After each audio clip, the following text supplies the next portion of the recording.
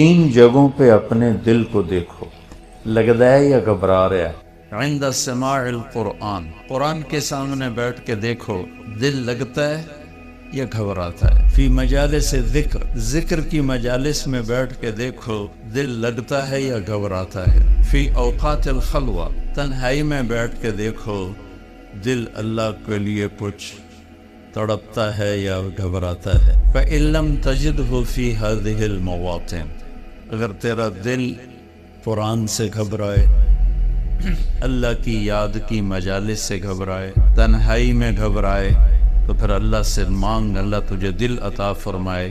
تیرا دل مر چکا ہے، تنہا بیٹھ نہیں سکتے، گھبرانے لگتے ہیں، کبھی ٹی وی آن کرتے ہیں، کبھی موبائل آن کرتے ہیں، حالانکہ وہ تنہائی اللہ سے بات کرنے کا وقت ہوتا ہے۔ تو بھائیو، اس مردہ دل کے ساتھ کوئی مر گیا تو موت بڑی خوفناک چیز ہے، موت سے خوفناک کوئی چیز نہیں ہے۔ اور زندہ دل لے کر اگر موت آ گئی تو موت سے خوبصورت کوئی تحفہ نہیں، اس سے خوبصورت کوئی پیغام کوئی۔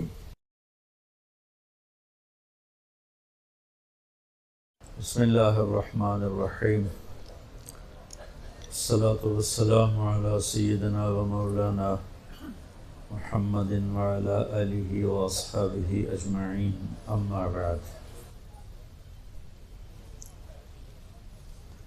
میرے محترم بھائی اور دوستو، حضرت علی رضی اللہ تعالی عنہ کا فرمان ہے، الموت لیس منہ الفوت، ان اقمتم لہ اخذکم وان فررتم منہ ادرککم، فالوہا فالوہا فالنجا فالنجا۔ یہ آپ کے لمبے خطبے میں سے میں نے دو چار سطریں آپ کو سنائیں کہ آج تک موت سے جو ٹکرایا ہے، گرنا اسی کا مقدر ہے۔ اجل ہی نے چھوڑا نہ کسرا نہ دارا، بڑے بادشاہ تھے کسرا اور دارا، اسی سے سکندر صفات بیہارا، ہر ایک لے کے کیا کیا نہ حسرت سے دھارا، پڑا رہ گیا سب یوں ہی ٹھاٹھ سارا، جگہ جی لگانے کی دنیا نہیں ہے، یہ عبرت کی جا ہے تماشا نہیں۔ تو فرمایا حضرت علی نے رضی اللہ تعالی عنہ نے، لڑو گے تو پکڑ مارے جاؤ گے، شکست کھاؤ گے، بھاگو گے پکڑے جاؤ گے، ان فررتم منہ ادرک، بھاگو گے تو پکڑے جاؤ گے۔ اب یہ کتنے پہروں میں ہوتے ہیں بعض لوگ، لیکن کیا وہ موت سے بچ جاتے؟ موت تو سب کے لیے۔ لہذا کیا کرو، الوحا الوحا، الوحا کا مطلب ہے جلدی کرو جلدی کرو۔ کس چیز کی جلدی کرو؟ کہ النجا النجا، اللہ کی بارگاہ میں پیش ہونا ہے، وہاں کامیاب ہونے کے لیے کچھ جلدی کرو۔ اس جلدی میں کیا کرنا ہے؟ تو فرمایا احی قلبک بالموعظہ، دل کو زندہ رکھنا قرآن کے ذریعے سے۔ جیسے پانی سے گھاس پھول پھل زندہ ہو جاتے ہیں، روح سے ہم زندہ ہیں، تو فرمایا دلوں کی زندگی قرآن سے ہے، قرآن سے دلوں کو زندہ رکھنا۔ ایک حدیث ساتھ یاد آ گئی، وہ بھی اسی کے ساتھ ایڈ کر کے سناتا ہوں۔ اطلب قلبک عند ثلاثۃ مواطن، تین جگہوں پہ اپنے دل کو دیکھو، لگتا ہے یا گھبرا رہا ہے؟ عند سماع القرآن، قرآن کے سامنے بیٹھ کے دیکھو، دل لگتا ہے یا گھبراتا ہے؟ فی مجالس ذکر، ذکر کی مجالس میں بیٹھ کے دیکھو، دل لگتا ہے یا گھبراتا ہے؟ فی اوقات الخلوہ، تنہائی میں بیٹھ کے دیکھو، دل اللہ کے لیے کچھ تڑپتا ہے یا گھبراتا ہے؟ فَإِن لَمْ تَجِدْهُ فِي هَذِهِ الْمَوَاطِنِ، اگر تیرا دل قرآن سے گھبرائے، اللہ کی یاد کی مجالس سے گھبرائے، تنہائی میں گھبرائے تو صلی اللہ ان یمن علیک بقلب فإنہ لا قلب لک، تو پھر اللہ سے مانگ اللہ تجھے دل عطا فرمائے، تیرا دل مر چکا ہے۔ دل کی 3 بڑی شریانیں ہوتی ہیں۔ مجھے سٹنٹ پڑا نا، وہ بھائی بھی ڈاکٹر ہے دل کا، تو کافی ساری معلومات اس کے ذریعے سے تھیں، پھر خود سٹنٹ پڑا اور ہو گئی۔ دل کو سپلائی دینے والی 3 بڑی شریانیں، تو وہ ایک بند ہو تو سٹنٹ ڈالتے ہیں، 2 بند ہو پھر بھی کوشش کرتے ہیں، 3 بند ہوں تو پھر آپریشن ہی کرتے ہیں۔ اور یہ خون دل کو سپلائی دینے والی ہیں، یہ بند ہو جائیں تو موت ہے۔ تو وہ دل جو میرے نبی بتا رہے ہیں اس کی بھی 3 شریانیں ہیں۔ میں ابھی مجھے وہ مناسبت ایک دم ذہن میں آ گئی، پہلے نہیں تھی، کہ ہمارے ڈاکٹر بتاتے ہیں کہ دل کی مین سپلائی، ویسے تو بہت سی رگیں ہیں لیکن 3 بڑی رگیں ہیں۔ ادھر میں کیا حدیث سنا رہا ہوں کہ دل کے مردہ اور زندہ ہونے کی بھی 3 نشانیاں ہیں، یعنی وہ دل جو روحانیت والا ہے اس کے لیے بھی 3 پائپ لائن جا رہی ہیں۔ ایک قرآن ہے، ایک ذکر کی مجالس ہیں، اور ایک تنہائی میں اللہ کی یاد ہے۔ اگر تینوں بند ہیں تو دل مر چکا ہے، وہ چاہے بادشاہ ہے، چاہے RPO ہے، چاہے مولانا ہے۔ اور اگر تینوں زندہ ہیں تو یہ دل صحت مند ہے، نورانی ہے، اور اللہ کا محبوب ہے۔ ان اللہ لا ينظر الى صورکم ولا الى اموالکم، اللہ نہ تمہارے مال دیکھتا ہے، نہ تمہارے پیسے کو، نہ تمہاری شکل کو دیکھتا ہے، ولکن ينظر الى قلوبکم واعمالکم، اللہ تمہارے دل دیکھتا ہے اور تمہارے عمل دیکھتا ہے۔ تو ارشاد فرمایا اگر تیرا دل قرآن میں نہیں لگتا، کتنے لوگ ہیں زندگی بھر قرآن اٹھا کے بھی نہیں دیکھ رہے، بس مردوں کے لیے رکھ دیا ہے، مولوی صاحب آ جائے ختم پڑھ چھڑے۔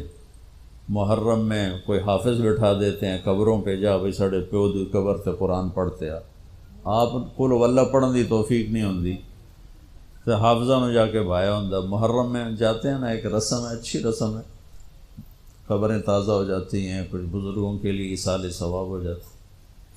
تو کتنے لوگ ہیں سال ہا سال گزر جاتے ہیں قرآن اٹھا کے نہیں دیکھتے، ایک رگ تو پوری بند ہوتی، اللہ کی یاد کی مجالس میں نہیں جاتے، دوسری رگ پوری بند ہوتی، تنہا بیٹھ نہیں سکتے، گھبرانے لگتے ہیں، کبھی ٹی وی آن کرتے ہیں، کبھی موبائل آن کرتے ہیں، حالانکہ وہ تنہائی اللہ سے بات کرنے کا وقت ہوتا ہے۔ تو بھائیو، اس مردہ دل کے ساتھ کوئی مر گیا تو موت بڑی خوفناک چیز ہے، موت سے خوفناک کوئی چیز نہیں ہے۔ اور زندہ دل لے کر اگر موت آ گئی تو موت سے خوبصورت کوئی تحفہ نہیں، اس سے خوبصورت کوئی پیغام کوئی۔ تو میں حضرت علی کی بات عرض کر رہا تھا، احی قلبک بالموعظہ، اس دل کو زندہ کرا کس سے؟ قرآن سے۔ اخبار بھی تو روزانہ پڑھتے ہیں ہم، یہ کتنے ڈھیر لگے پڑے۔ تو میرا دل جو زندہ ہوگا وہ قرآن سے ہوگا، وَنَوِّرْهُ بِالْحِکْمَةِ، اور اسے روشن کر، وہ کس سے؟ کا نبی کی باتوں سے، نبوت کے تذکروں سے، نبوت والے اخلاق سے، نبوت نبی کی سیرت سے اس کو زندہ کر۔ وَقَوِّهِ بِالزُّهْدِ، اور دنیا کی بے رغبتی سے اس کو طاقت دے۔ دل کا ٹونک زہد ہے، دنیا کی بے رغبتی۔ وَظَلِّلْهُ بِالْمَوْتِ، اس کی بھی لگام ہے، بے لگامہ ہو جائے تو تباہی پھیر دیندہ ہے، اس کو لگام چڑھا موت کی یاد کی۔ وَقَرِّرْهُ بِالْفَنَا، اور اس سے اقرار لے کہ مر جانا ہے، مر جانا۔ بھائیو، بڑے سے بڑے عدد کو 0 سے ضرب دو تو 0 ہو جاتا ہے، 100 انٹو 0 0، اور ٹریلین انٹو 0 0، 1 خرب ضرب 0 0۔ اللہ کی قسم، ساری زندگی کی عزت، دولت، شہرت، بلندیاں، مرتبے، حیثیتیں، عہدے جب موت سے ضرب کھاتے ہیں 0 ہو جاتے ہیں۔ تھوڑی دیر پہلے وہ مولانا طارق جمیل کہلا رہا تھا، اور 1 سیکنڈ کے بعد ڈیڈ باڈی میت، ڈیڈ باڈی میت۔ اولاد بھی نہیں کہتی، اولاد بھی کہتی میت چاہو، منجی چاہو، ہمارے دیہاتوں میں کہتے ہیں منجی چاہو، میت چاہو۔ ایک سیکنڈ پہلے وہ ہے بادشاہ وقت، اور ایک سیکنڈ کے بعد وہ ڈیڈ باڈی کہلا رہا ہے، اور وہ میت کہلا رہا ہے، اور وہ مردہ کہلا رہا ہے۔ کہ ساری زندگی کی کمائیاں جب موت سے ضرب کھاتی ہیں، نتیجہ زیرو ہو جاتا۔ صرف ایک ہستی ہیں جن سے پوچھا گیا، باقی تو کون پوچھتا۔ وقت لکم میعاد یوم لا تستاخرون عنہ ساعۃ ولا تستقدمون، تم سب کا ایک دن مقرر ہے، وہ آئے گا تمہیں اٹھا کے لے جائے گا۔ تو اس دن اگر اللہ مجھ سے راضی ہے تو میرے لیے موت سے بہتر کوئی تحفہ نہیں، اور اگر اللہ مجھ سے ناراض ہے تو پھر موت سے خوفناک پیغام کوئی نہیں۔ حضرت طلحہ کا انتقال ہوا تو میرے نبی نے ان کے لیے دعا کی، یا اللہ طلحہ جب تیری بارگاہ میں پیش ہو تو اسے دیکھ کے مسکرائے، یہ تجھے دیکھ کے مسکرائے۔ ہمارے نبی پاک صلی اللہ تعالی علیہ وسلم کو اللہ نے اختیار دیا، جتنا رہنا چاہتے ہیں رہ لیں، لیکن موت آپ کے لیے ہے، موت سے پاک صرف آپ کا رب ہے، باقی کوئی نہیں۔ 29 صفر 11 ہجری 632 عیسوی آپ کو سر درد اثر کے بعد شروع ہوا۔ آپ ایک جنازے میں تھے جنت البقیع، وہ درد تیز ہو گیا، گھر پہنچتے پہنچتے حضرت عائشہ کی گھر کی باری تھی، اور تیز بخار میں تبدیل ہو گئی۔ تو یہ مہینہ 29 کا تھا، 29 دن یہ اور 12 دن اگلے، 13 دن آپ نے بخار اور سر درد میں گزارے، اور اسی بیماری میں جا کے نمازیں پڑھاتے تھے۔ آپ کے جانے میں 5 دن باقی تھے تو آپ کا بخار بہت تیز ہو گیا، تو آپ نے فرمایا کہ مجھے 7 کنوؤں کا پانی لا کر غسل دو۔ تو 7 مشکاں وڈیاں وڈیاں بھر کے لے آندیاں صحابہ نے، الگ الگ کنواں تو حضرت عائشہ کے گھر میں ٹپ نہیں تھا تو حضرت حفصہ کے گھر سے ٹپ منگوایا گیا۔ آپ تہمت باندھ کے اس میں بیٹھے اور ایک ایک مشک آپ پر ڈالتے گئے تو اس سے پانی سے بخار کا زور ٹوٹ گیا، تو آپ نے پٹی باندھی سر درد کی وجہ سے، اور حضرت علی اور فضل بن عباس رضی اللہ عنہم علیہم السلام ان کے کندھوں پر ہاتھ رکھتے ہوئے آپ مسجد میں تشریف لائے۔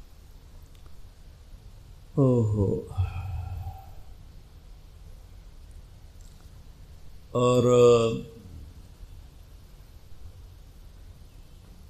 مسجد بھری ہوئی تھی۔ آپ نے ایک چھوٹا سا بیان دیا، وہ آپ کو سنانا چاہتا ہوں۔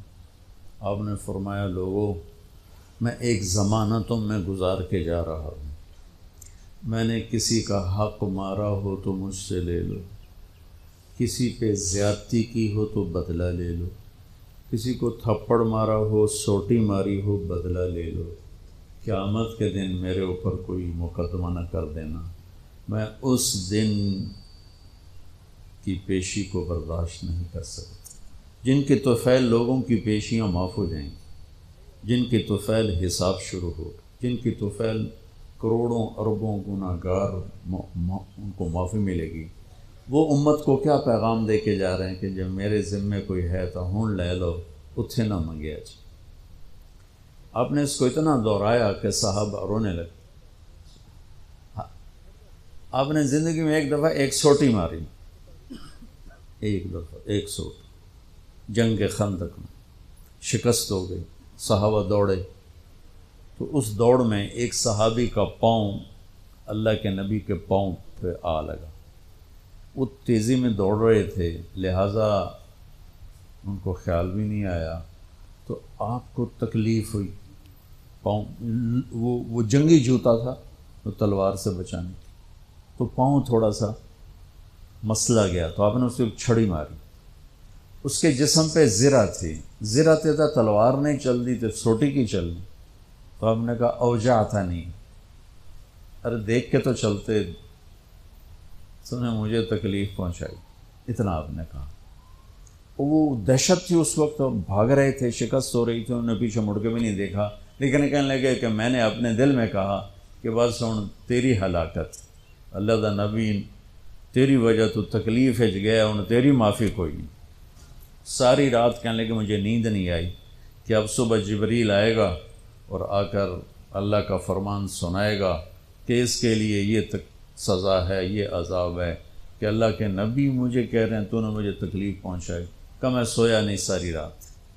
فجر کی نماز کے بعد اعلان ہوا جس آدمی کا پاؤں نبی کے پاؤں پہ آیا تھا وہ حاضر ہو جائے، تو کہنے لگے لے بھائی ہو گئی نہ وہی گل، آ گیا جبریل لے کے تیری بربادی دا پروانہ۔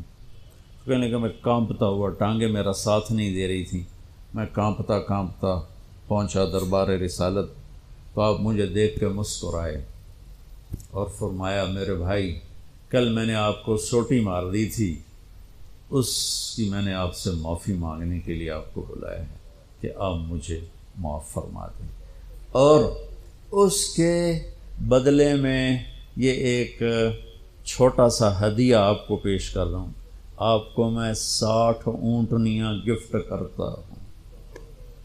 این سوٹی ماری اور 60 اونٹنی، یہ پولیس والے بیٹھے ہیں، یہ عوام بیٹھے ہیں، سیاسی لوگ بیٹھے ہیں، کیسے ناجائز کیس کرواتے ہیں، کیسے غلط FIR کٹواتے ہیں، کس طرح جھوٹے گواہ بناتے ہیں۔ ان کو قبر کا اندھیرا یاد ہی کوئی نہیں، ان کو قبر کا جھٹکا یاد ہی کوئی نہیں، اللہ کے سامنے کھڑے ہونے کا احساس ہی کوئی نہیں۔ اینوں ڈھکا دیو، اینوں چھڑا دیو، اینوں بند دیو، اینوں چھڑ دیو، یہ بھول نہیں گئے ان کے اوپر ایک اور رب ہے جن کی طفیل جنت کا دروازہ کھلے گا، جن کی طفیل جہنم ٹھنڈی ہوگی پل سرات سے گزرتے ہوئے۔ جی وہ کہہ رہے ہیں میں نے آپ کو چھڑی ماری، معافی چاہتا ہوں، اور یہ 60 اونٹنیاں آپ کو میں گفٹ کرتا ہوں۔ اور آپ فرما رہے ہیں بھائی بدلہ لینا یہ تو لے لو۔ سارے رونے لگے، کوئی نہیں بولا، تو آپ نے اتر کے ظہر کی نماز پڑھائی، پھر ممبر پہ آ گئے، پھر اسی بات کو دہرایا، میں نے کسی کا حق مارا ہو، کسی کو تھپڑ مارا ہو، کسی کو سوٹی ماری ہو، کسی پر زیادتی کی ہو، یہ میری جان بھی حاضر ہے، میرا مال بھی حاضر ہے، یہیں فیصلہ کرو میرے ساتھ، آگے نہ اٹھانا۔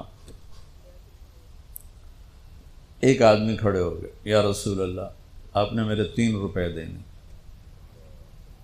آپ نے فرمایا ضرور دینے ہوں گے پر مجھے یاد نہیں، ذرا یاد تو کراؤ۔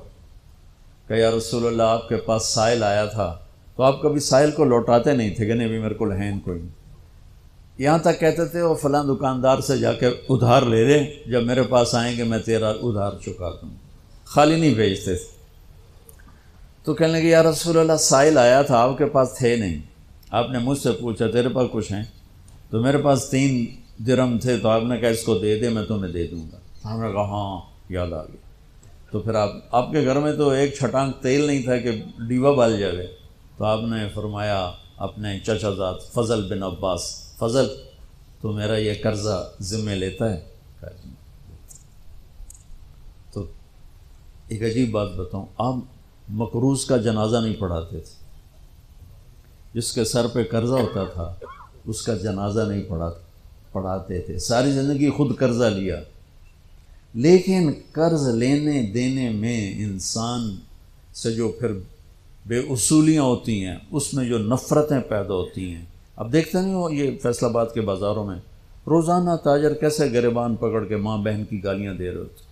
میں ان تاجروں سے کہتا ہوں یا ادھار دینا بند کرو یا گالیاں دینا بند کرو، کیوں کسی کی بیٹی کی عزت کو اچھالتے ہو؟ 1,00,000 2 لاکھ کے پیچھے نہ کسی کی ماں چھوڑتے ہو نہ بہن چھوڑتے ہو، لعنت ہے تمہاری تجارت جو تمہیں انسانیت سے نکال کر جانور بنا دے، درندہ بنا دے۔ اگر نہیں حوصلہ مت بیچو ادھار، اور اگر بیچا ہے تو پھر صبر کرو۔